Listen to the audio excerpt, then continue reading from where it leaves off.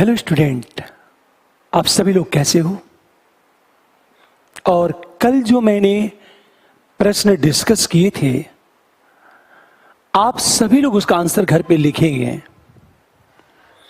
बेशक कुछ स्टूडेंट ऐसे हैं जो आंसर लिख रहे हैं, तो आपके सामने व्हाइट बोर्ड पर एक ईमेल है, निश्चय IAS 2004@gmail.com।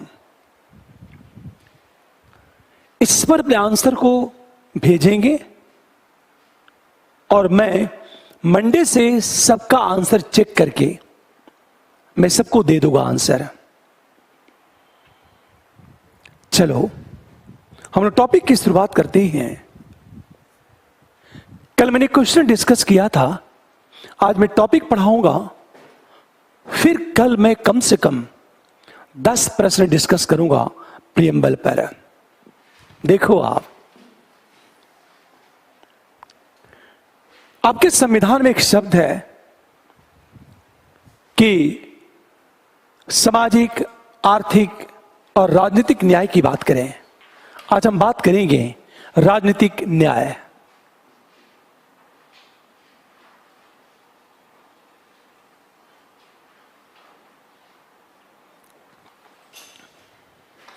हमेशा ध्यान देना इस बात को, राजनीतिक न्याय का अर्थ क्या है। इसका अर्थ है कि जाति, धर्म, क्षेत्र और लैंगिक आधार पर भेदभाव न हो। जाति, धर्म, क्षेत्र एवं लैंगिक आधार पर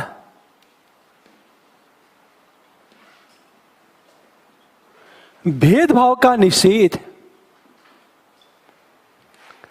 तथा राजनीतिक पद पर पहुंचने का सभी को समान अधिकार। इसे कहते हैं राजनीतिक न्याय। अर्थात राजनीतिक न्याय का अर्थ है कि जाति, धर्म, क्षेत्र और लैंगिक आधार पर भेदभाव का निषेध तथा राजनीतिक पद पर पहुंचने का सभी को समान अधिकार होना ही राजनीतिक न्याय कहलाता है। पॉलिटिकल जस्टिस की बात करें। अब एक प्रश्न उठा, राजनीतिक न्याय की बात क्यों? राजनीतिक न्याय की बात क्यों की जाती है? अब एक चीज सोचो आप,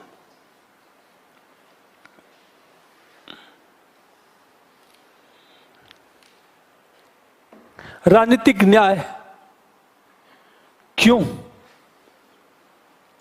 आवश्यकता क्या है?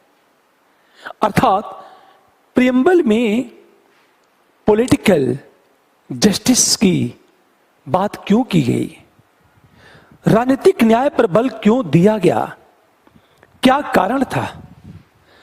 क्योंकि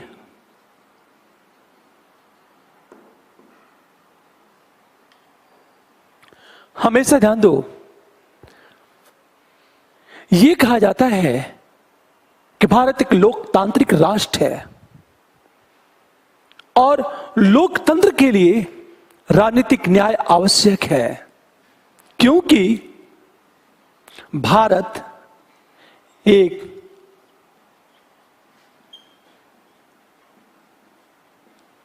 लोकतांत्रिक राष्ट्र है और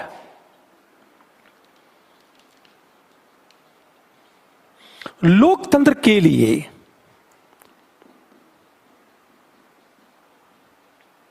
राजनीतिक न्याय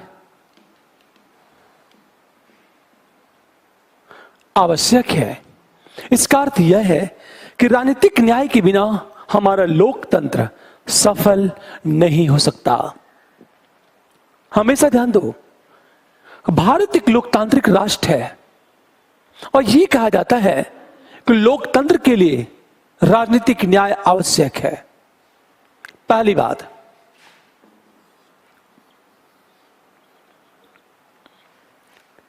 एक सबसे बड़ा रीजन यही है कि संविधान में गणराज्य की बात की गई है और गणराज्य का अर्थ है कि सभी को उच्च पद पर पहुंचने का, राष्ट्राध्यक्ष निर्वाचित हो। गणराज्य का अर्थ ये। अब एक चीज सोचो, राष्ट्राध्यक्ष का निर्वाचित होना ही गणराज्य कहलाता है। और प्रियम्बल में अवसर की समानता की बात की गई है और समानता मूर्त रूप तभी लेगी जब राजनीतिक न्याय की बात की जाए। इसका मतलब यह है गणराज्य को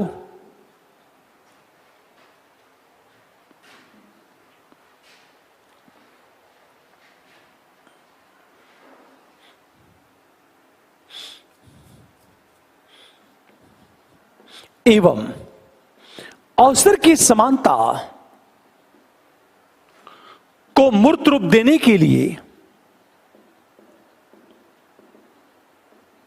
राजनीतिक न्याय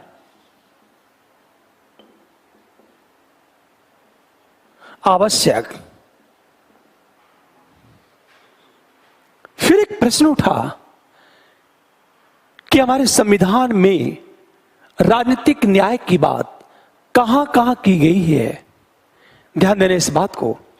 यदि हम संविधान की बात करें तो प्रश्न यह उठा, संविधान में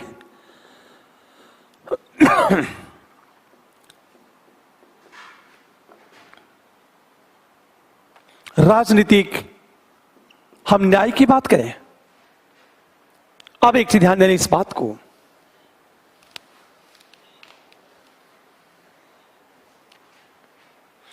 भारतीय संविधान में जो मौलिक अधिकार है वो मौलिक अधिकार राजनीतिक न्याय को मूर्त रूप देता है। पहली चीज, संविधान में उल्लिखित मौलिक अधिकार,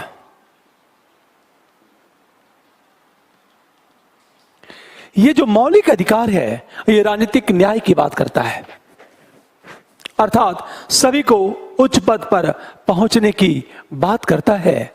ये मौलिक अधिकार, हमेशा ध्यान देना इस बात को। इसका मतलब ये है कि मौलिक अधिकार, ये आगे हम डिस्कस करेंगे संविधान में कि मौलिक अधिकार में कौन कौन से ऐसे आर्टिकल हैं जो राजनीतिक न्याय की बात करते हैं। तो संविधान में उल्लिखित जो मौलिक अधिकार है वो राजनीतिक न्याय की बात करता है और राजनीतिक न्याय का अर्थ है कि सभी को उच्च पद पर पहुंचने का अधिकार हो, जाति, धर्म, क्षेत्र और लैंगिक आधार पर भेदभाव न हो। फिर एक प्रश्न, ये क्या भारतीय राजनीतिक व्यवस्था में राजनीतिक न्याय मूर्त रूप ले पाएगा? तो हमेशा ध्यान दो, भारतीय राजनीतिक व्यवस्था में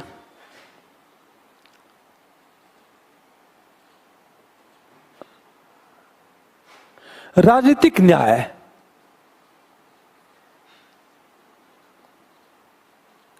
राजनीतिक न्याय की प्राप्ति, हम इसकी बात करें तो दो बातें। एक वर्ग मानता है कि राजनीतिक न्याय की प्राप्ति कठिन है, एक वर्ग का मानना है कि राजनीतिक न्याय की प्राप्ति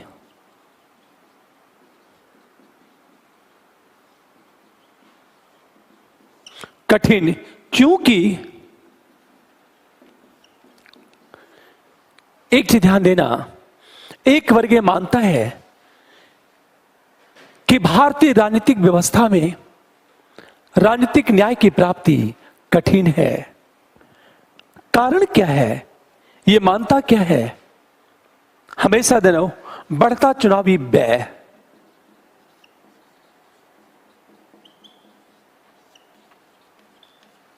हम दूसरी चीज बात करें कि राजनीतिक दलों में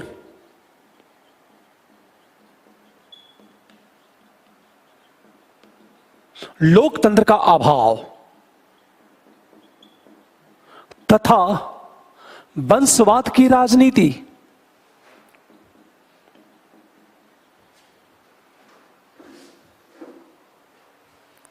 पहली बात ध्यान दो इस बात को।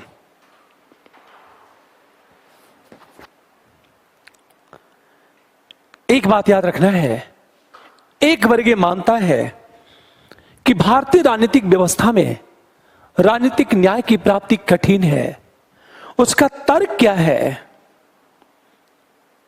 कि भारत में चुनावी व्यय में लगातार वृद्धि हो रही है, हर कोई चुनाव नहीं लड़ सकता। गरीब व्यक्ति को चुनाव लड़ने की स्वतंत्रता तो होती है, पर एक गरीब व्यक्ति चुनाव को जीत नहीं सकता। आप सोचो, आप जब एक गरीब व्यक्ति चुनाव जीत नहीं सकता तो स्वाभाविक है उच्च पद पर पहुंचने का जो उसका अधिकार है वो कभी भी मूर्त रूप नहीं ले पाएगा।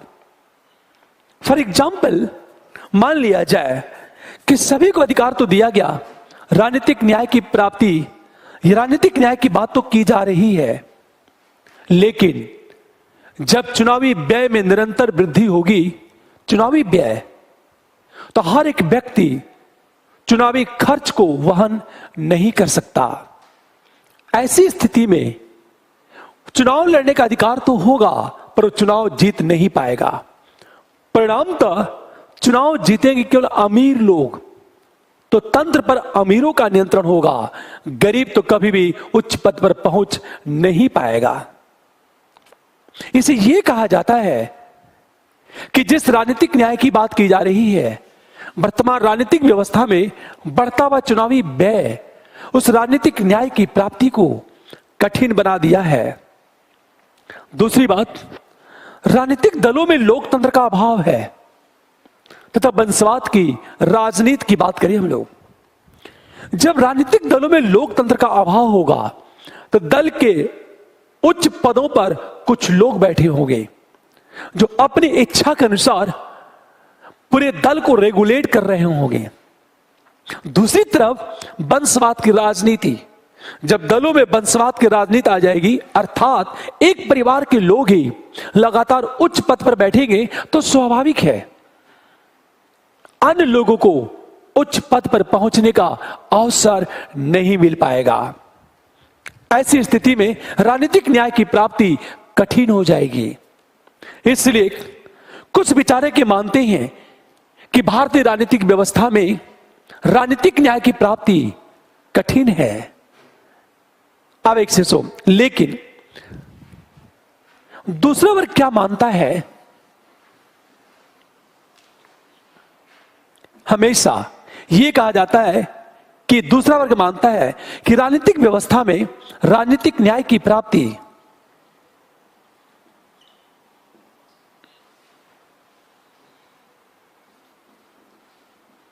संभव, क्योंकि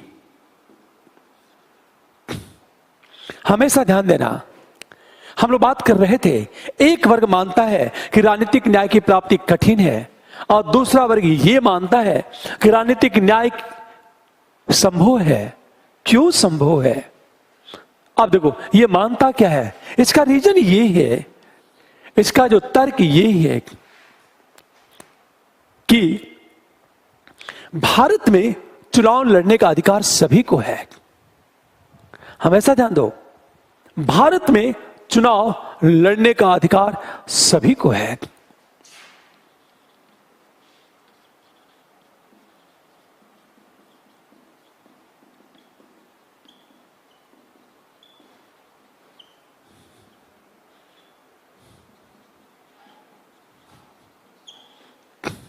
चुनाव लड़ने के लिए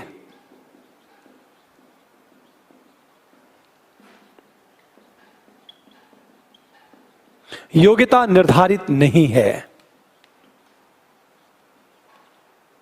हम दूसरी चीज बात करें, गरीब परिवार के अनेक लोग उच्च पदों पर पहुंच चुके हैं। गरीब परिवार के अनेक लोग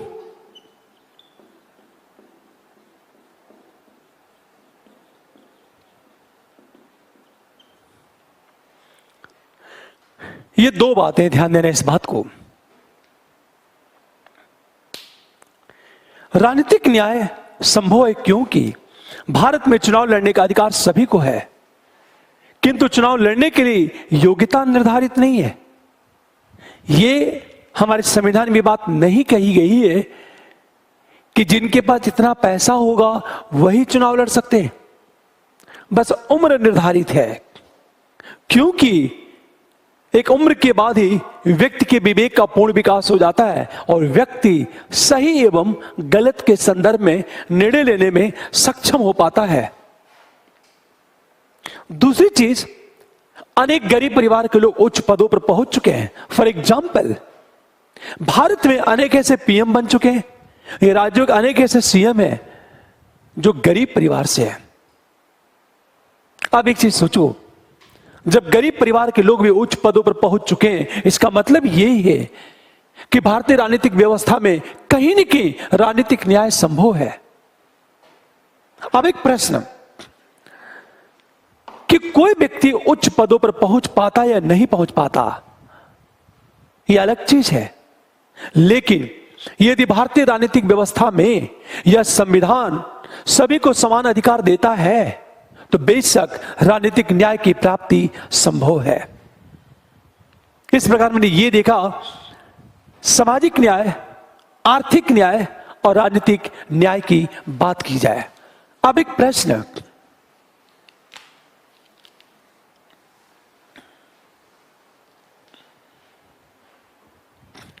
ध्यान देना इस बात को।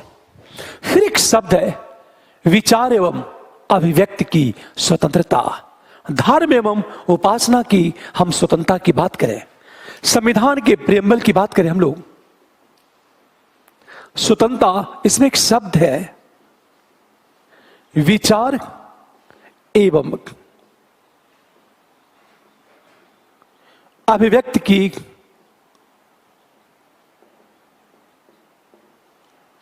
हम स्वतंत्रता की बात करें। ध्यान देना इस बात को। विचार का मतलब होता है चिंतन करना, और अभिव्यक्त का मतलब होता है चिंतन को व्यक्त करना। एक बात याद रखना है, हमारे प्रेम्बल में कहा गया है कि विचार एवं अभिव्यक्त की स्वतंत्रता। हमेशा ध्यान दें इस बात को, विचार एवं अभिव्यक्त की स्वतंत्रता की बात करें। विचार का मतलब है चिंतन करना और अभिव्यक्त का अर्थ है चिंतन को व्यक्त करना। फॉर एग्जाम्पल, मेरे मन में कोई विचार उत्पन्न होता है, तो उन विचारों को व्यक्त करने का मुझे अधिकार प्राप्त हो, तो उसे कहते हैं अभिव्यक्त का अधिकार। अब एक बात याद रखना है, दोनों को एक साथ पढ़ा जाता है। यद्यपि इसकी व्याख्या चल के मैं आगे करूंगा मौलिक अधिकार में। मैं आपसे पहले दिन कहा था कि मैं केवल शब्द की मीनिंग बता रहा हूं। अब मैं प्रेम्बल को डिस्कस कर रहा हूं कि प्रस्तावना में क्या क्या कहा गया है। देखो, आप विचार एवं अभिव्यक्ति की स्वतंत्रता की बात करें, दोनों को एक साथ पढ़ा जाता है। क्यों? विचार वैचारिक स्वतंत्रता तब तक मूर्त रूप नहीं ले पाएगी जब तक उसे अभिव्यक्त का अवसर न मिले। मान लिया जाए आपके दिमाग में विभिन्न तरह के विचार उत्पन्न हो रहे हैं, अब सोच, किंतु उन विचारों को व्यक्त करने का अवसर न दिया जाए, उन विचारों को व्यक्त करने का अवसर न दिया जाए, तो स्वाभाविक है विचार एवं अभिव्यक्ति की स्वतंत्रता यह निरर्थक हो जाएगी। फॉर एग्जाम्पल, मुझे अपने विचारों को व्यक्त करने का अवसर नहीं दिया गया, तो मेरी वैचारिक स्वतंत्रता निरर्थक हो जाएगी। जैसे छोटा सा एग्जाम्पल हो, आपके मन में कोई विचार पैदा हो रहा है, लेकिन आपके घर वाले आपको विचार व्यक्त करने नहीं दे रहे हैं। मतलब अभिव्यक्ति की स्वतंत्रता नहीं मिली है। तो एक समय ऐसा आएगा कि आप विचार करना बंद कर देंगे, आप चिंतन करना बंद कर देंगे, धीरे धीरे आपके चिंतन का विकास रुक जाएगा। इसे यह कहा जाता है कि वैचारिक स्वतंत्रता के लिए सोचो, अभिव्यक्ति की स्वतंत्रता आवश्यक है। इसे दोनों को एक साथ पढ़ा जाता है। मान लिया जाए वैचारिक स्वतंत्रता न मिले, केवल अभिव्यक्ति की स्वतंत्रता हो, तो व्यक्त का क्या करोगे आप? क्योंकि व्यक्त तो तब करोगे जब विचार की स्वतंत्रता हो। हमेशा ध्यान दो, इसका मतलब यह है कि वैचारिक स्वतंत्रता के बिना अभिव्यक्ति की स्वतंत्रता निरर्थक है, और अभिव्यक्ति की स्वतंत्रता के बिना वैचारिक स्वतंत्रता निरर्थक है। इसे देखा होगा, संविधान में दोनों को एक साथ पढ़ा जाता है, विचार एवं अभिव्यक्ति की स्वतंत्रता की बात की जाती है। हम दोनों को एक साथ पढ़ते हैं। अब एक चीज सोचो, आपसे समान प्रश्न यह पूछेगा कि विचार एवं अभिव्यक्ति की स्वतंत्रता, भारतीय संविधान की प्रस्तावना में विचार एवं अभिव्यक्ति की स्वतंत्रता की बात की गई है। आपसे सिंपल क्वेश्चन यही पूछेगा वो। अब एक चीज ध्यान देने इस बात को, हमेशा जब हम अभिव्यक्ति की बात करते हैं तो एक बात याद रखना है, प्रश्न यह उठा कि विचार एवं अभिव्यक्ति की स्वतंत्रता की बात क्यों, इसकी बात क्यों की गई है, रीजन क्या है? तो हमेशा ध्यान देना इस बात को।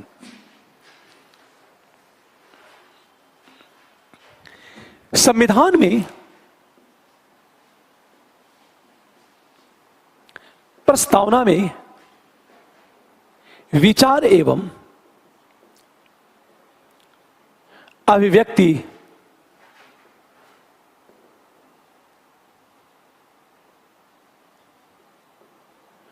की स्वतंत्रता की बात क्यों की गई? क्यों की गई? क्यों की? देखो कारण क्या है। विचार एवं अभिव्यक्ति की स्वतंत्रता से मानव का गर्मामय विकास होता है। विचार एवं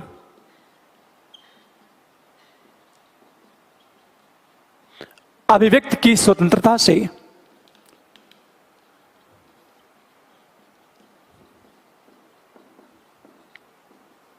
गरिमामय विकास, पहली बात। इसका मतलब यह है कि विचार एवं अभिव्यक्ति की स्वतंत्रता से मानव के गरिमामय विकास की बात की जाती है। मानव का गरिमामय विकास तभी होगा जब विचार एवं अभिव्यक्ति की स्वतंत्रता की बात की जाए। हमेशा ध्यान दो इस बात को, विचार एवं अभिव्यक्ति की स्वतंत्रता की बात की गई। विचार एवं अभिव्यक्ति की स्वतंत्रता से गरिमामय विकास होता है। नंबर 2 की बात करें, इस स्वतंत्रता से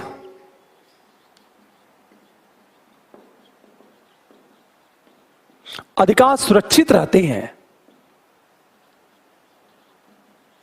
तथा लोकतंत्र का संरक्षण होता है।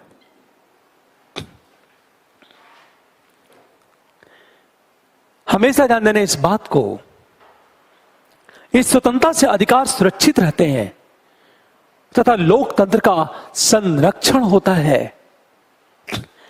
यह किस आधार पर कहा जा सकता है? पूरी बात ध्यान देना इस बात को।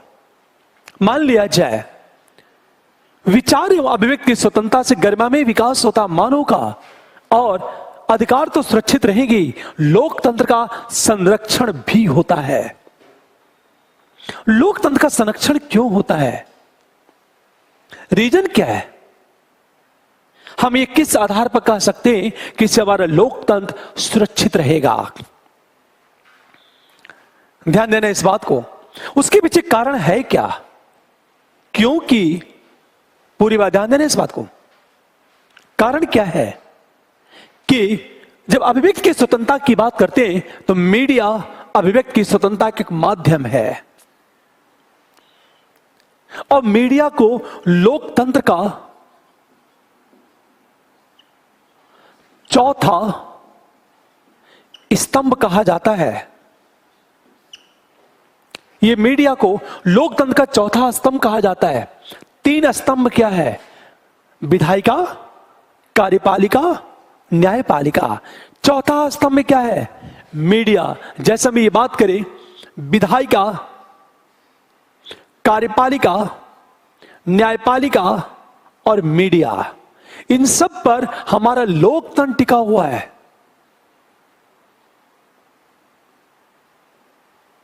ये विधायिका है,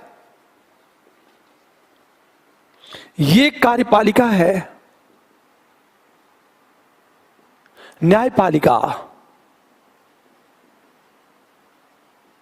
और बात करें, हम मीडिया की बात करें, हमेशा ध्यान देना इस बात को।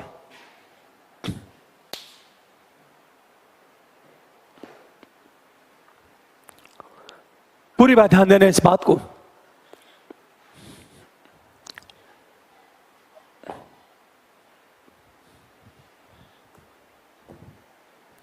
सबसे बड़ी चीज, विधायिका, कार्यपालिका, न्यायपालिका और हम मीडिया की बात करें, ये 4 पिलर हैं लोकतंत्र के, और लोकतंत्र इसी पर टिका हुआ है। तो ये जो मीडिया है लोकतंत्र का चौथा स्तंभ है।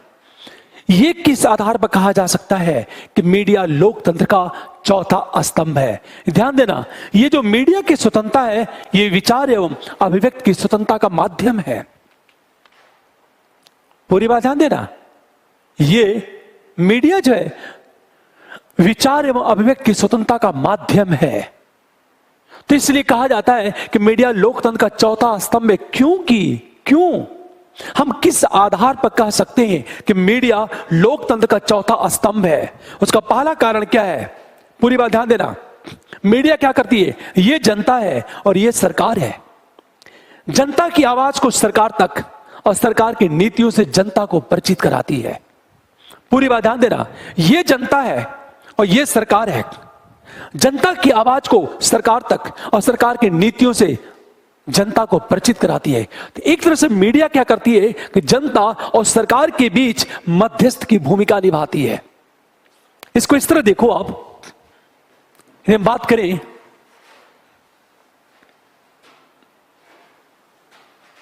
कि ये लोकतंत्र अधिकार सुरक्षित रहते हैं। बात हुई कि जो मीडिया है लोकतंत्र का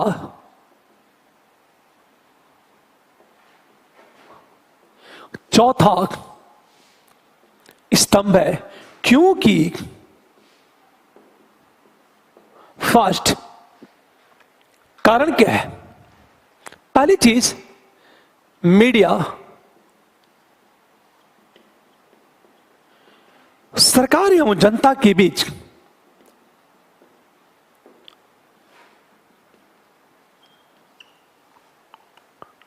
अंतरक्रिया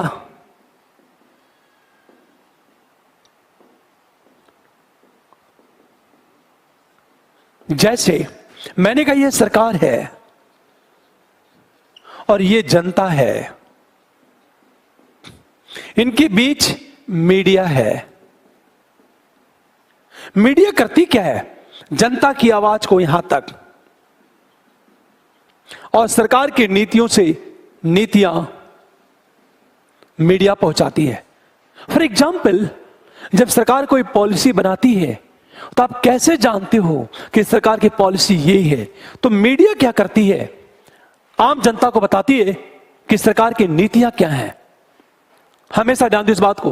तो ये जो मीडिया है सरकार और जनता के इंटरेक्शन करवाती है, अंतरक्रिया करवाती है। जैसे मैंने कहा ये सरकार है, ये जनता है, ये जो मीडिया है, दोनों के बीच इंटरेक्शन कराती है। पहली चीज। हम दूसरा जो रीजन बताते हैं, मीडिया लोकतंत्र का चौथा स्तंभ है। हमेशा ध्यान दो इस बात को। ये मीडिया करती क्या है? सरकार की नीतियों का निष्पक्ष मूल्यांकन करती है।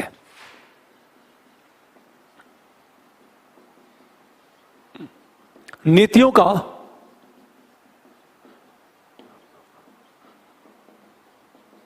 निष्पक्ष मूल्यांकन मीडिया, हमेशा ध्यान दो, ये जो मीडिया है सरकार की नीतियों का निष्पक्ष मूल्यांकन करती है। और जब निष्पक्ष मूल्यांकन करती है तो स्वाभाविक है आम जनता सही नीतियों से परिचित होती है। इसका जो दूसरा रीजन है, पहला रीजन तो यह है कि मीडिया सरकार और जनता के बीच इंटरेक्शन करवाती है, और दूसरा रीजन यह है कि मीडिया सरकार की नीतियों का निष्पक्ष मूल्यांकन करती है। अब देखो, तीसरा जो रीजन यह है, तीसरा रीजन कि मान लिया जाए कि मीडिया सरकार के निरंकुशता में बाधा खड़ी करती है। नंबर 3, मीडिया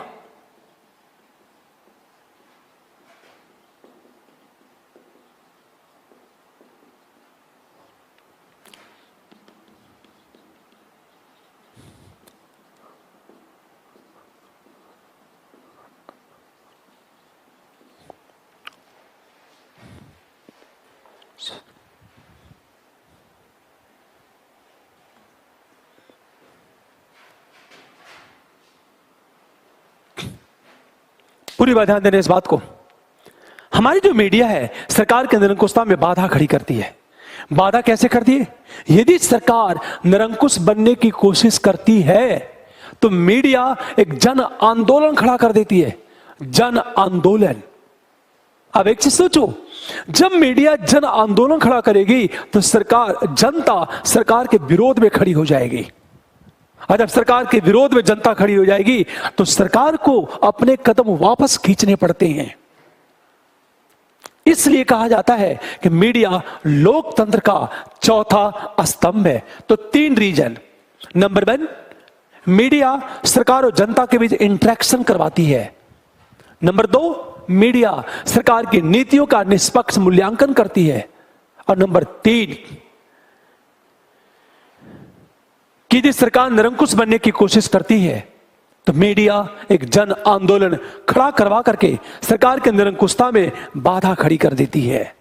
अब एक चीज सोचो आप, फिर एक प्रश्न कि जब मीडिया की बात करें, मीडिया इतना अच्छा काम करती है, सोचो जरा, और मीडिया को क्या है, विचार एवं अभिव्यक्ति की स्वतंत्रता की बात करें, विचार एवं अभिव्यक्ति की स्वतंत्रता का एक कहा जाता है कि पार्ट है, वो माध्यम है वो मीडिया, और मीडिया को लोकतंत्र का चौथा स्तंभ कहा जाता है। मान लिया जाए कि यह मीडिया है, ध्यान देना, इस पर नियंत्रण सरकार का हो जाए। हमेशा ध्यान दो, मीडिया पर सरकार का नियंत्रण हो जाए तो मीडिया करती क्या है? 3 काम करती है, ध्यान दो इस बात को। मीडिया सरकार की नीतियों का निष्पक्ष मूल्यांकन करती है, सरकार की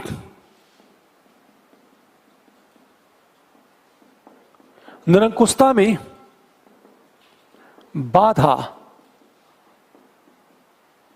खड़ी करती है। आप सोचो, इस मीडिया को कहा जाता है लोकतंत्र का चौथा स्तंभ है। यदि सरकार मीडिया पर प्रतिबंध लगाती है तो मीडिया पर प्रतिबंध लगाने का अर्थ है लोकतंत्र के चौथे स्तंभ पर प्रतिबंध लगाना, और लोकतंत्र का चौथा स्तंभ यदि प्रतिबंधित होगा तो हमारा लोकतंत्र कमजोर होगा। यदि सरकार मीडिया के खिलाफ कार्रवाई करती है तो इनडायरेक्ट लोकतंत्र के खिलाफ कार्रवाई है, क्योंकि मीडिया तो लोकतंत्र का चौथा पिलर है। यदि मीडिया जितनी ज्यादा मजबूत होगी, लोकतंत्र का चौथा पिलर उतना मजबूत होगा, और जितना ज्यादा मजबूत होगा हमारा लोकतंत्र उतना ही ज्यादा मजबूत होगा। यदि मीडिया बिक गई, मान लिया जाए इस मीडिया को सरकार मैनेज कर रही है, ध्यान देना, ये सरकार इस मीडिया को मैनेज कर रही है, या मीडिया पर सरकार का नियंत्रण है, और मीडिया बिक गई सरकार के हाथों, तो फिर मीडिया सरकार की नीतियों का सही मूल्यांकन नहीं करेगी, सरकार की गलत नीति को सही नीति के रूप में उपस्थित करेगी। और जब मीडिया सरकार की गलत नीतियों को सही नीति के रूप में प्रेजेंट करेगी तो आम जनता को यह लगेगा कि सरकार सही कर रही है। परिणामतः लोग सरकार के पक्ष में खड़े हो जाएंगे, और जब सरकार के पक्ष में खड़े हो जाएंगे तो एक तरह से सरकार की गलत कानून को भी आम जनता का समर्थन मिल जाएगा। ऐसी कंडीशन में सरकार के निरंकुशता को जन समर्थन मिलेगा। परिणाम स्वरूप हमारा लोकतंत्र कमजोर होगा।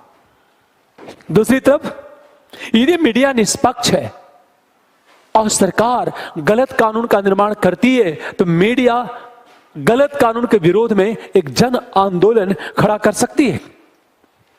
पर यदि मीडिया मैनेज हो रही है तो फिर सरकार की गलत नीतियों के विरोध में जन आंदोलन नहीं खड़ी करेगी। परिणाम स्वरूप सरकार के निरंकुशता के विरुद्ध जन आंदोलन खड़ा नहीं हो पाएगा। इसे यह कहा जाता है मीडिया का मैनेज होना लोकतंत्र के लिए घातक है। आप एक चीज सोचो, जैसे अक्सर सुना होगा, मीडिया मैनेज होती है ना तो सरकार के अच्छे कामों को दिखाती है। फॉर एग्जाम्पल, मीडिया मैनेज है तो बिहार की चमकती हुई सड़कें दिखाई जाएगी, टूटी सड़कें कभी नहीं दिखाई जाएंगी। बिहार में झोपड़ियां नहीं दिखाई जाएंगी, केवल ऊंची ऊंची बिल्डिंग दिखाई जाएगी। और मीडिया निष्पक्ष होती तो ऊंची बिल्डिंग भी दिखाती और झोपड़पट्टी भी दिखाती। सोचो, चमकती हुई सड़कें भी दिखाती तो टूटी हुई सड़कें भी दिखाती। सच तो ये, मीडिया जो दिखाएगी हम आम जनता वैसा ही जानेंगे।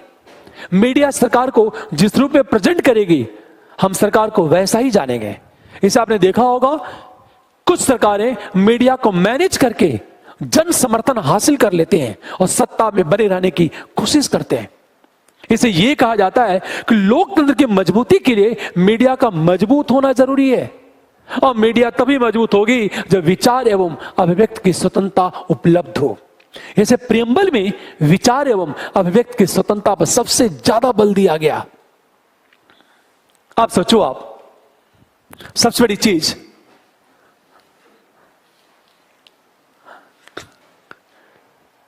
जब विचार एवं अभिव्यक्ति की स्वतंत्रता की बात की जाती है तो अभिव्यक्ति के माध्यम क्या है, हमेशा ध्यान देना। अभिव्यक्ति के बहुत सारे माध्यम हैं।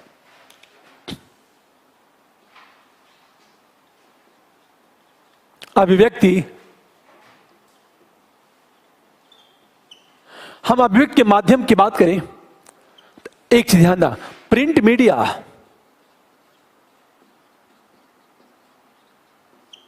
या इलेक्ट्रॉनिक मीडिया,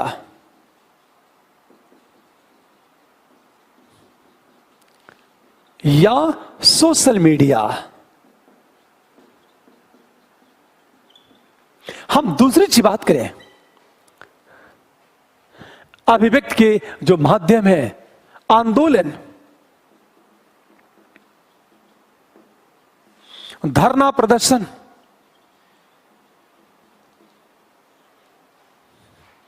अब सोचो, अभिव्यक्ति के जो माध्यम है, नुक्कड़,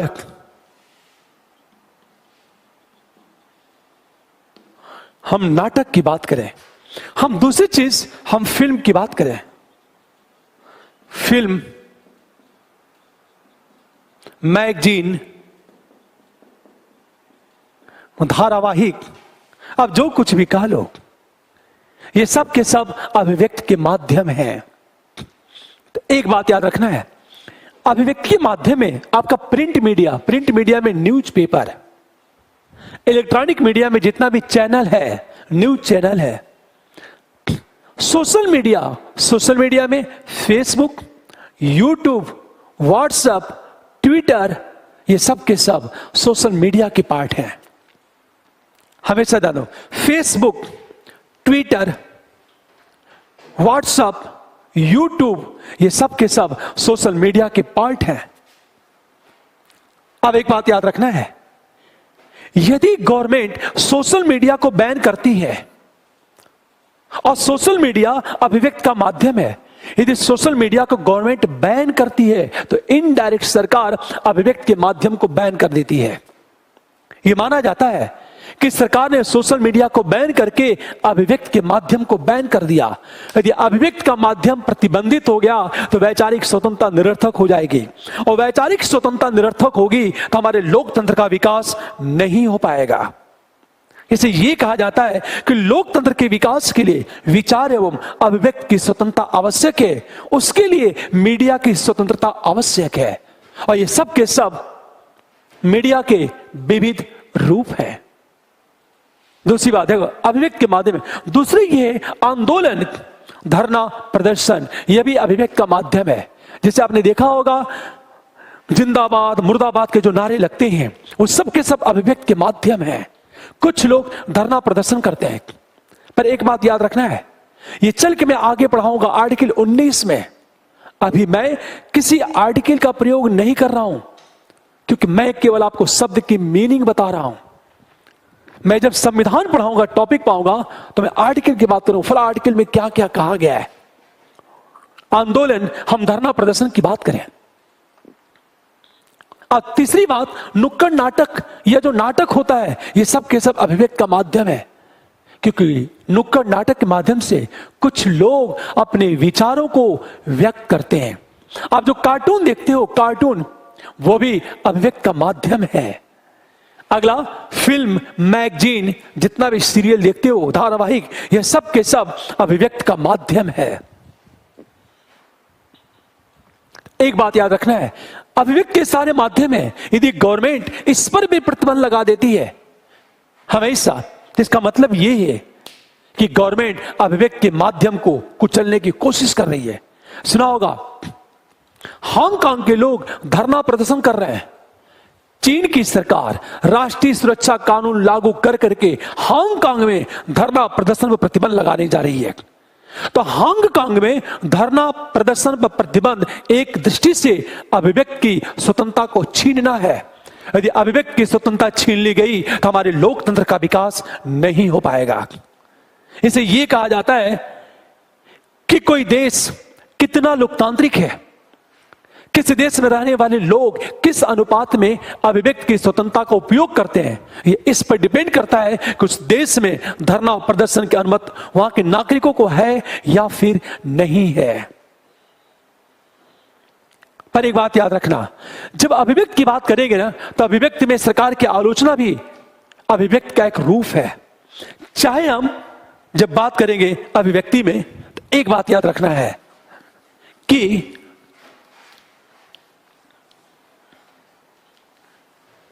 जब अभिव्यक्ति की बात की जाती है,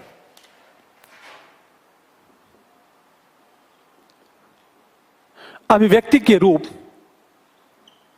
दो चीज, अपने विचारों को व्यक्त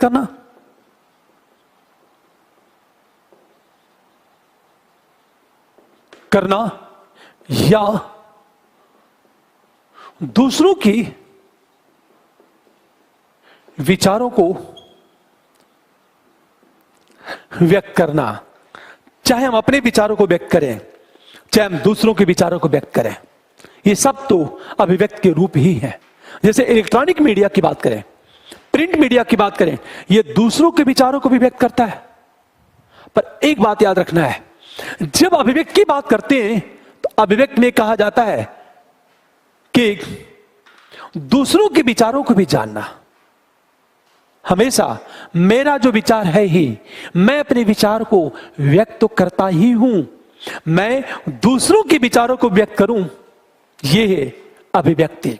इसे देखा होगा इलेक्ट्रॉनिक मीडिया या प्रिंट मीडिया किसी राजनेता के विचार को भी व्यक्त करती है, और वह अभिव्यक्ति का एक रूप है। पर एक प्रश्न,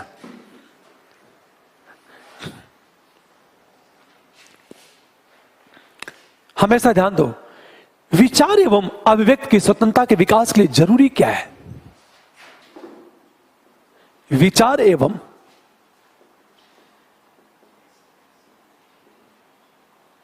अभिव्यक्ति की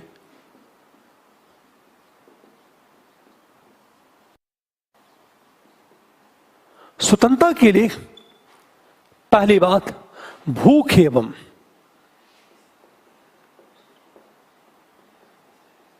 गरीबी से मुक्ति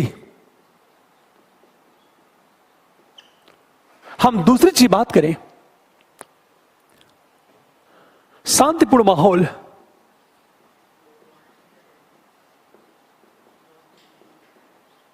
हम तीसरी चीज बात करें, प्राकृतिक आपदाओं का अभाव, आर्थिक सुरक्षा,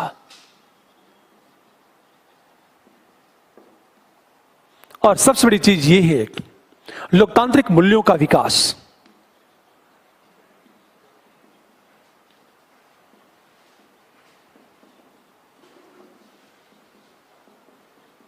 अगली चीज, प्राकृतिक आपदा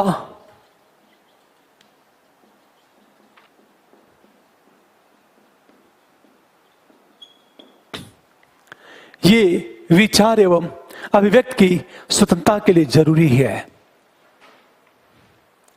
ध्यान देना इस बात को, विचार एवं अभिव्यक्ति की स्वतंत्रता की बात कर रहे हैं हम लोग। एक चीज सोचो, आपने सुना होगा कि भूखे भजन न होई गोपाला, तू आपन लेला कंठी माला। जब व्यक्ति भूख से पीड़ित होता है तो क्या उसके मन में कोई विचार उत्पन्न होता है? क्या वो चिंतन कर पाएगा? बिल्कुल नहीं। चिंतन तो तब करेगा जब वो भूख से मुक्त हो। एक बात याद रखना, जो व्यक्ति भूख से ग्रसित है, जिसको भूख लगी है, उसके मन में कोई विचार उत्पन्न नहीं होगा, बल्कि केवल उसे रोटियां दिखेगी। उसकी सोच केवल यहां तक केंद्रित हो जाएगी कि अपनी भूख को कैसे समाप्त किया जाए। दूसरी चीज, शांतिपूर्ण माहौल जरूरी है, और शांतिपूर्ण माहौल में ही विचार एवं अभिव्यक्ति की स्वतंत्रता का विकास होता है। मान लिया जाए आतंकी घटनाएं ज्यादा घट रही हैं। जब आतंकी घटनाएं ज्यादा घटेंगी तो लोगों के अंदर डर पैदा होगा, लोग डरे रहेंगे, एक भय का माहौल होगा, और भय के माहौल में विचार एवं अभिव्यक्ति की स्वतंत्रता छीन जाती है। जैसे यदि मैं आपके सिर पर रिवॉल्वर लगा दूं, रिवॉल्वर बंदूक लगा दूं और कहूं तुम चिंतन करो, चिंतन करो, क्या चिंतन करोगे आप? आपको लगेगा जान बची तब तो चिंतन करें, आप डर से कांपोगे। इसका मतलब यह है कि जिस क्षेत्र में आतंकी घटनाएं ज्यादा घटती हैं, बम विस्फोट बड़े पैमाने पर होता है, वहां रहने वाले लोगों के अंदर एक डर पैदा होता है। जब डर पैदा हो गया तो उनकी विचार एवं अभिव्यक्ति की स्वतंत्रता छीन जाएगी। जैसे आतंकियों ने यह कहा दिया कि अगले एक हफ्ते के अंदर हम दिल्ली के 10 शॉपिंग मॉल में बम विस्फोट करने वाले हैं, और मेरा टारगेट है कि मैं 1 लाख लोगों को मार दूं। आतंकियों ने कहा दिया तो जानते हो क्या होगा? हर व्यक्ति डरा रहेगा। उसे यह लगेगा कि शायद कहीं मैं ही ना मर जाऊं, उसको यह लगेगा शायद मेरे घर में बम विस्फोट ना हो। डर के माहौल के कारण उसकी अभिव्यक्ति की स्वतंत्रता तो छीन जाएगी। इसे यह कहा जाता है कि जहां भूख और गरीबी का अभाव है, जहां शांतिपूर्ण माहौल है, वहां विचार एवं अभिव्यक्ति की स्वतंत्रता का सबसे ज्यादा विकास होता है। तीसरी बात, हम आर्थिक सुरक्षा की बात करें। आर्थिक सुरक्षा, हम जितना ज्यादा आर्थिक रूप से सुरक्षित होंगे, हमारे अभिव्यक्ति की स्वतंत्रता का उतना ही ज्यादा विकास होगा। क्योंकि यदि हम आर्थिक रूप से सुरक्षित होंगे तो शांतिपूर्ण माहौल बना रहेगा। हमेशा हम भूख और गरीबी से मुक्त होंगे, और जब हम भूख और गरीबी से मुक्त होंगे तो मेरी विचार एवं अभिव्यक्ति की स्वतंत्रता का सबसे ज्यादा विकास होगा। हमेशा लोकतांत्रिक मूल्य के विकास की बात करें, समानता हो और न्यायपूर्ण समाज हो, समाज सेकुलर हो, सेकुलर सोसाइटी होगी, धर्मनिरपेक्ष समाज होगा, धर्म के आधार पर कोई भेदभाव नहीं होगा, तो विचार एवं अभिव्यक्ति की स्वतंत्रता का सबसे ज्यादा विकास होगा। इस हमेशा ध्यान दो। अंत में देखा जाए प्राकृतिक आपदा का अभाव, प्राकृतिक आपदा में बाढ़, हम सूखा की बात करें, यदि प्राकृतिक आपदा बाढ़ और सूखा की फ्रीक्वेंसी जितनी ज्यादा होगी, लोगों की यह स्वतंत्रता सीमित हो जाएगी। अब एक चीज सोचो, प्राकृतिक आपदाओं की कमी हो जाए, आर्थिक समृद्धि आ जाए, तो फिर क्या होगा? विचार एवं अभिव्यक्ति की स्वतंत्रता का सबसे ज्यादा विकास होगा। मान लिया जाए आपका भविष्य सुरक्षित है, तो आपके मन में निरंतर नए विचार उत्पन्न होंगे, नए नए आइडिया उत्पन्न होंगे, आप उसे सही तरीके से व्यक्त भी करेंगे। लेकिन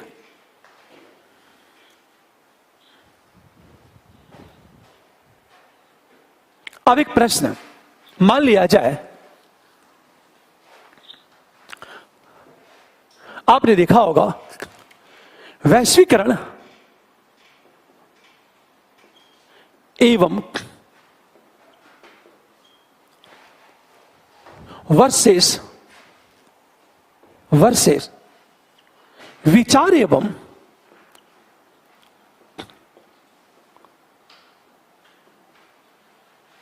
अभिव्यक्ति की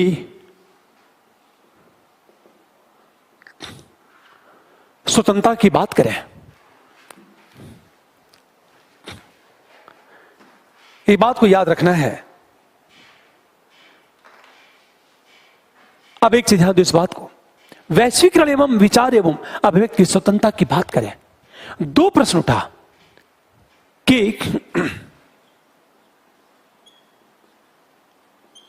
वैश्वीकरण के युग में विचार एवं अभिव्यक्ति की स्वतंत्रता का विकास या क्षरण क्या होता है? तो दो मत हैं। एक वर्ग ने यह कहा कि वैश्वीकरण के युग में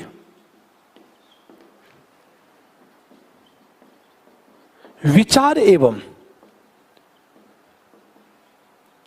अभिव्यक्ति की स्वतंत्रता का विकास, और दूसरे मत के अनुसार वैश्वीकरण के युग में विचार एवं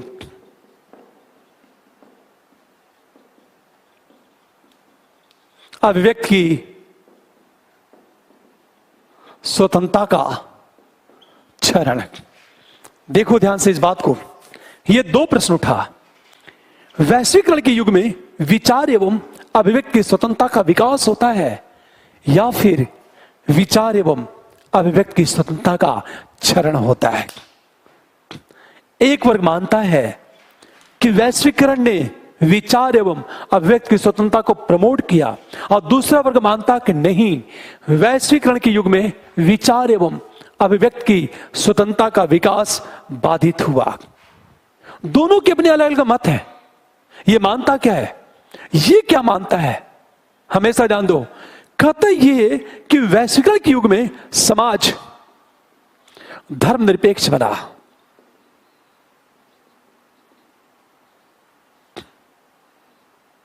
समाज धर्मनिरपेक्ष बना। दूसरी चीज आर्थिक समृद्धि आई, और तीसरी चीज जाति एवं लैंगिक भेदभाव में कमी आई। हमेशा ध्यान दो इस बात को। यह मानता क्या है, जब समाज सेकुलर होगा तो धर्म के आधार पर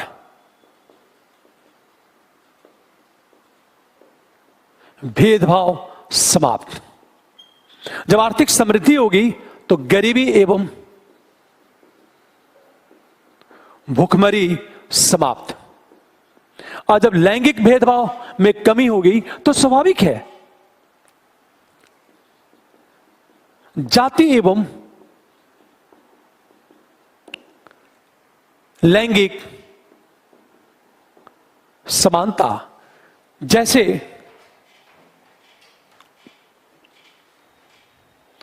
हमेशा ध्यान देना इस बात को, ग्लोबलाइजेशन के युग में विचार एवं अभिव्यक्ति की स्वतंत्रता का विकास इनका तर्क क्या है? तर्क यह है कि ग्लोबलाइजेशन ने समाज को सेकुलर बना दिया, समाज धर्मनिरपेक्ष बन गया, और समाज जब सेकुलर होगा तो धर्म के आधार पर भेदभाव क्या हो जाएगा? कम होगा। हमेशा ध्यान दो इस बात को, समाज सेकुलर हुआ और जब समाज सेकुलर होगा तो धर्म के आधार पर भेदभाव समाप्त होगा। जब धर्म के आधार पर भेदभाव समाप्त होगा तो सभी धर्मों का समान विकास होगा, सभी धर्मों के अनुयायी खुश रहेंगे। जब खुश रहेंगे तो मन में नए नए आइडिया उत्पन्न होगा। वैचारिक स्वतंत्रता। हमेशा जिस समाज में धर्म के आधार पर भेदभाव होता है उस समाज में अल्पसंख्यक धर्म के लोगों के अंदर डर पैदा होता है, और जब डर पैदा होगा तो अल्पसंख्यक समुदाय के अंदर नए विचार उत्पन्न नहीं होंगे, अर्थात उसकी वैचारिक एवं अभिव्यक्त की स्वतंत्रता क्या हो जाएगी, बाधित हो जाएगी। पर यह वैश्वीकरण समाज को सेकुलर बनाता है। अच्छा, एक प्रश्न, सेकुलर कैसे बनाएगा आगे हम लोग डिस्कस करेंगे। बस मैं यह बताना चाहता हूं कि प्रश्न किस तरह कहां से पूछेगा। अभी देखो, आप ये मत सोचना कि यूपीएससी जो पूछ चुका वही पूछेगा। यूपीएससी कभी भी रिपीट नहीं करता और हर साल नए क्वेश्चन बनाता है। हमेशा ये बात याद रखना है। नंबर 2, कुछ लोगों ने कहा कि वैश्वीकरण के कारण आर्थिक समृद्धि आई।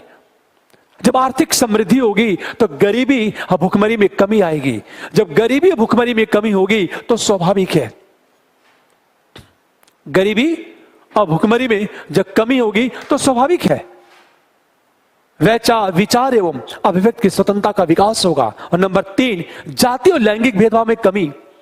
जब जाति और लैंगिक भेदभाव में कमी आएगी तो समानता का भाव पैदा होगा, और जब समानता का भाव पैदा होगा तो विचार एवं अभिव्यक्ति की स्वतंत्रता का विकास होगा। इसलिए वैश्वीकरण के कारण या वैश्वीकरण के युग में विचार एवं अभिव्यक्ति की स्वतंत्रता का सबसे ज्यादा विकास हुआ। एक बड़ा सा रीजन ये, कुछ लोग का मानना है कि वैश्वीकरण ने क्या किया, लोग तांत्रिक मूल्य एवं मानवाधिकार पर बल दिया। हमेशा जान दो, वैश्वीकरण के युग में लोकतांत्रिक मूल्य एवं मानवाधिकार, मानव के अधिकार पर बल दिया गया। और लोकतांत्रिक मूल्यों का जितना ज्यादा विकास होगा, मानव अधिकारों की बात जितनी ज्यादा की जाएगी, मानव अधिकार का जितना ज्यादा मुद्दा उठेगा, स्वाभाविक है विचार एवं अभिव्यक्ति की स्वतंत्रता का उतना ही ज्यादा विकास होगा। इसे जो लोग ये मानते हैं, हमेशा जो लोग ये मानते हैं, ये कहते हैं कि वैश्वीकरण के युग में विचार एवं अभिव्यक्ति की स्वतंत्रता का विकास हुआ, उनका यह तर्क है। परंतु कुछ लोग ऐसा मानते हैं कि नहीं। हमेशा जानते इस बात को, कुछ लोग मानते हैं कि वैश्वीकरण के युग में विचार एवं अभिव्यक्ति की स्वतंत्रता का क्षरण। देखो इनका तर्क क्या है। इनका तर्क ये है कि वैश्वीकरण के युग में विचार एवं अभिव्यक्ति की स्वतंत्रता का क्षरण। कारण क्या है? कारण क्या है? पहली चीज, युग में संसाधनों का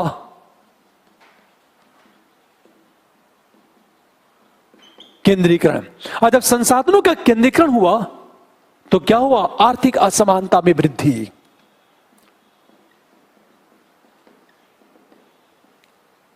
और जब आर्थिक असमानता में वृद्धि हुई तो फिर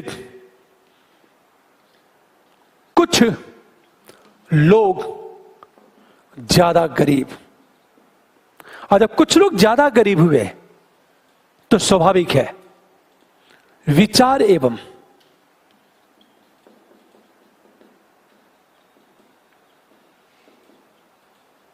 अभिव्यक्ति की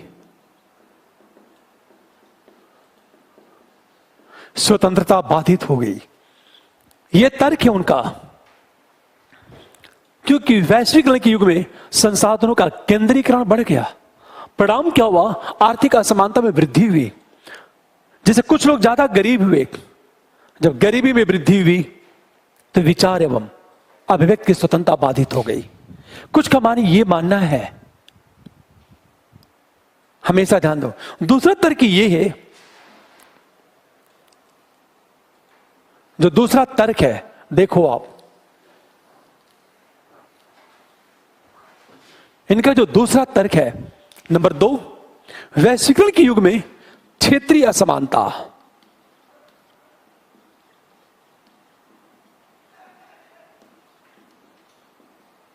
जब क्षेत्रीय असमानता में वृद्धि हुई तो क्षेत्रवाद फैला। क्षेत्रवाद जब फैला तो फिर संघर्ष। जब संघर्ष पैदा हुआ तो स्वाभाविक है समाज में डर का माहौल।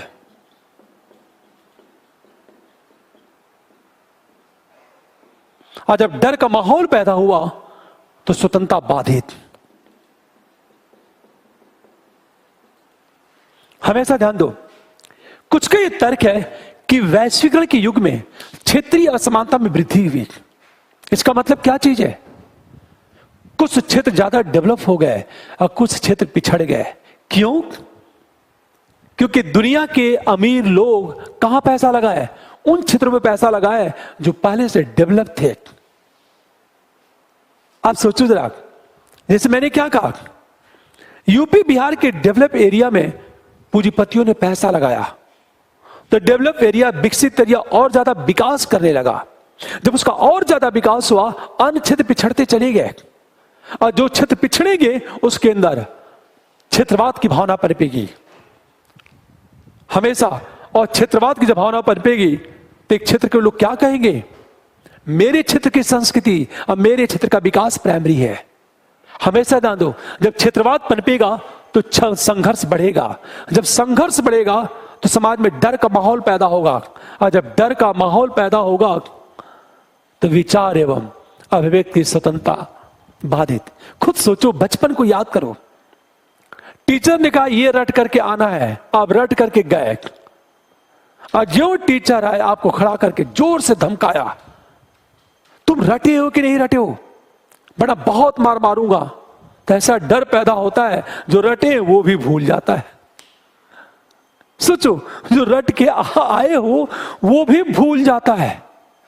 मैं आपसे कहूं क्लास में आओ और इस पोडियम पर खड़े होकर बोलो तो वहां तो याद रहेगा। जो पोडियम पर आओगे आपके अंदर डर पैदा हो गया और जो डर पैदा हुआ आपको रटी हुई सारी चीज आपको भूल गई।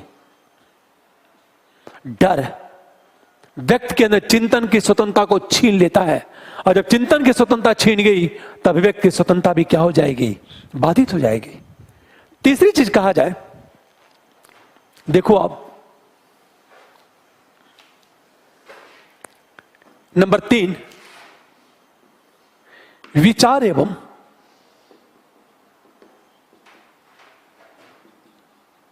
अभिव्यक्ति की स्वतंत्रता के विकास के लिए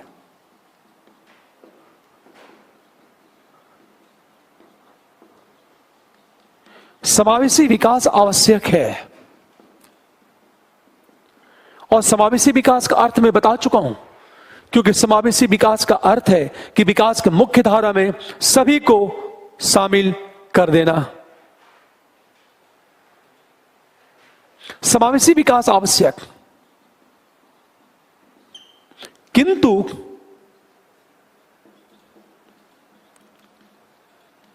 वैश्वीकरण के युग में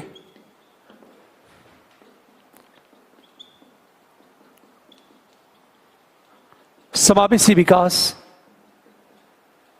बाधित। ध्यान देना इस बात को। इस वर्ग का यह मानना है कि विचार एवं अभिव्यक्ति की स्वतंत्रता के लिए समावेशी विकास जरूरी है, किंतु वैश्वीकरण समावेशी विकास का विरोधी है। इसलिए यह कहा जाता है कि वैश्वीकरण के युग में विचार एवं अभिव्यक्ति की स्वतंत्रता का विकास नहीं हो सकता। तो आपने 2 मत देखा। एक वर्ग ये कहता है कि विचार एवं अभिव्यक्ति की स्वतंत्रता का विकास होता है और दूसरा वर्ग ये कहता है कि वैश्वीकरण के युग में विचार एवं अभिव्यक्ति की स्वतंत्रता का विकास नहीं होता। पर एक प्रश्न, हमेशा ध्यान दो, कोविड-19 की बात करें, 19 वर्सेस विचार एवं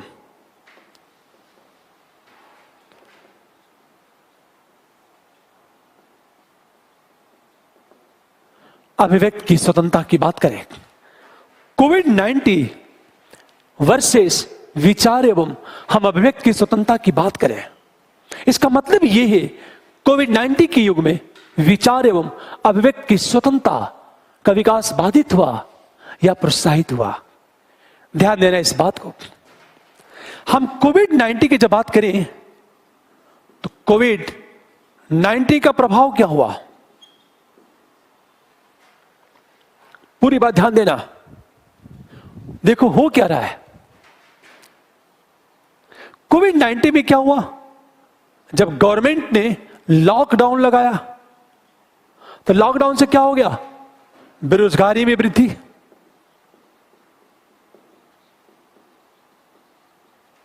गरीबी में वृद्धि।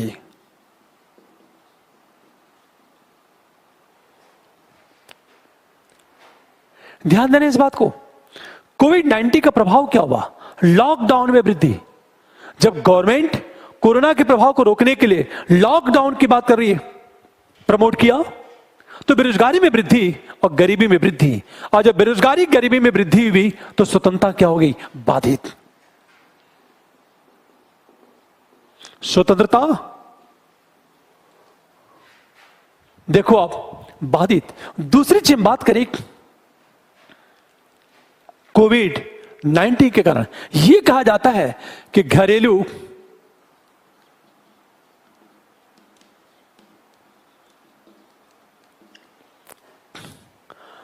हिंसा में वृद्धि। और जब घरेलू हिंसा में वृद्धि होगी तो स्वाभाविक है महिलाओं की स्वतंत्रता बाधित। जब डोमेस्टिक वायलेंस की बात करें, आप न्यूज़पेपर में लगातार पढ़ते आ रहे हैं कि डोमेस्टिक वायलेंस बढ़ गया, घरेलू हिंसा में जब वृद्धि हुई तो महिलाओं की स्वतंत्रता क्या हो गई, बाधित। क्योंकि महिलाएं डरी हुई, हिंसा के शिकार हुई, परिणामतः महिलाओं की विचार एवं अभिव्यक्ति की स्वतंत्रता बाधित। हम तीसरी चीज बात करें, देखो आप कोविड-19 का प्रभाव क्या हो रहा है और कैसे विचार एवं अभिव्यक्ति की स्वतंत्रता बाधित हो रही है। अब एक बात याद रखना, कोविड-19 में क्या हुआ, ऑनलाइन एजुकेशन की बात करें,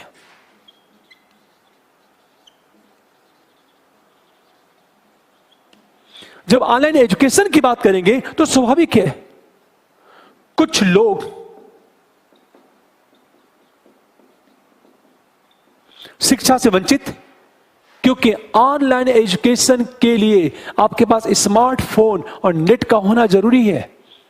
पर गांव में ना तो स्मार्टफोन है और ना तो नेट है।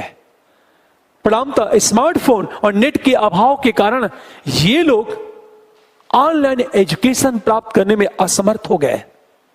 स्वाभाविक है उनके अंदर निराशा का भाव पैदा हुआ। अब वो लोग अपनी स्वतंत्रता को भोग नहीं कर पा रहे हैं। इसका मतलब है कोविड-19 के कारण हमेशा एक बड़ा सा रीजन देखा होगा, लोग अपने घरों में कैद हो गए, एक डर का माहौल, लोग पैनिक हो गए, अनेक लोग डिप्रेशन के शिकार हो गए। इसका मतलब है इस कोविड-19 ने क्या किया, मानव समाज को अवसाद की ओर ले गया। और जब डिप्रेशन की प्रॉब्लम पैदा होगी तो अवसाद की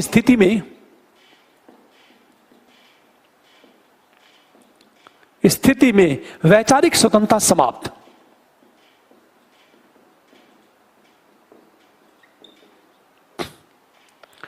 ध्यान देना इस बात को। इसे यह कहा जाता है कोविड-19 के कारण विचार एवं अभिव्यक्ति की स्वतंत्रता आपकी बाधित हुई। जो आपसे प्रश्न पूछा जाएगा यूपीएससी में, मैं आपसे बताना चाहता हूं आपसे,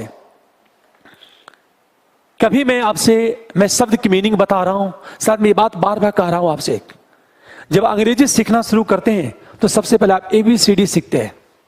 एक बार ABCD आप सीख गए तो अंग्रेजी सीखना आपके लिए आसान हो जाता है।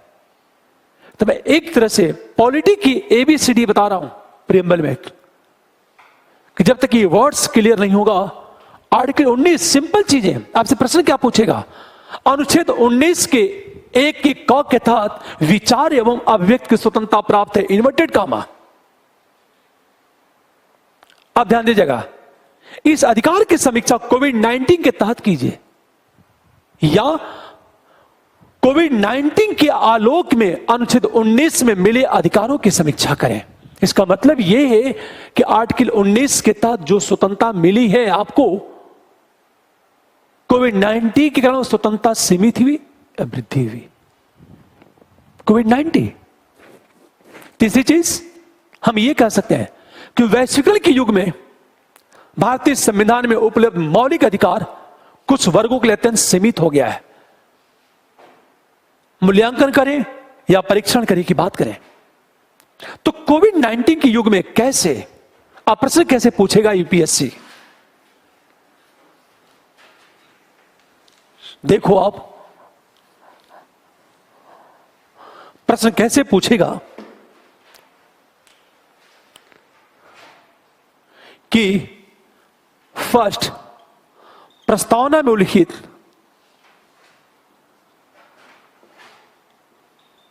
विचार एवं अभिव्यक्ति की स्वतंत्रता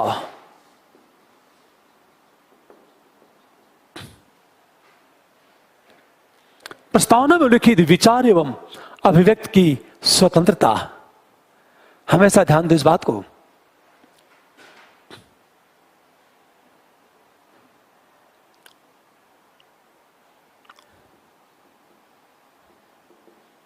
लोकतंत्र की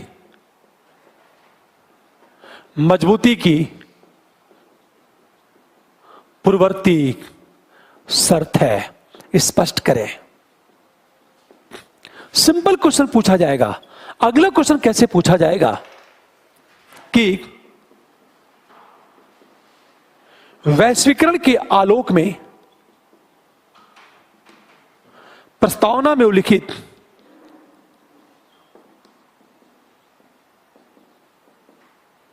विचार एवं अभिव्यक्ति की स्वतंत्रता का परीक्षण करें। अगला क्वेश्चन पूछा जा सकता है, कोविड-19 के कारण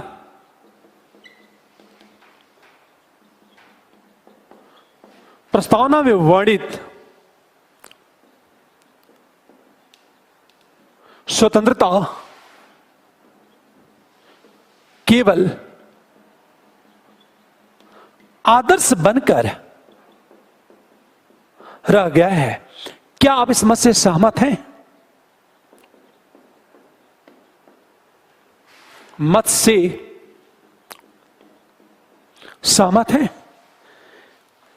ये भूल जाओ कि यूपीएससी ये पूछेगा कि प्रस्तावना का वर्णन करें, कभी नहीं पूछेगा यूपीएससी।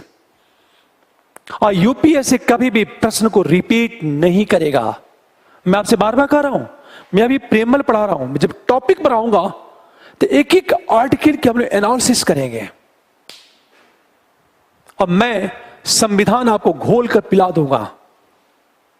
कि यूपीएससी का मैं बार बार कहता हूं, यूपीएससी का पेपर उठाओ और सॉल्व करो। यदि प्रश्न आप मेरे पढ़ाए हुए सोचो, यदि प्रश्न बन जाते हैं तो मेरा पढ़ाना सार्थक है। और ये नहीं कि जो पूछा गया वो नहीं, फ्यूचर में क्या क्वेश्चन बन सकता है ये सोचो। आप पिछले साल का पेपर सॉल्व कर लेते हो, आपको लगता पॉलिटी आ गई, तो आप गलतफहमी के शिकार हो। क्योंकि यूपीएससी कभी भी प्रश्न को रिपीट नहीं करता है। ऐसे बार बार कहता हूं मैं, पूछा क्या गया है और फ्यूचर में क्या पूछेगा।